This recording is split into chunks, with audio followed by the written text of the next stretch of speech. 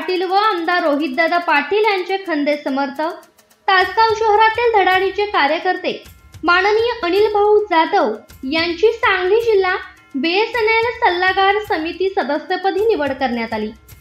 खासदार विशाल पाटील यांच्या शिफारसीनुसार व आमदार रोहित पाटील यांच्या प्रयत्नाने ही निवड करण्यात आली, तर त्यांच्या पुढील वाटचालीसाठी हार्दिक शुभेच्छुक आमदार रोहितदादा प्रेमी व समस्त तासगाव शहर व होनाई न्यूज यांच्या वतीने शुभेच्छा।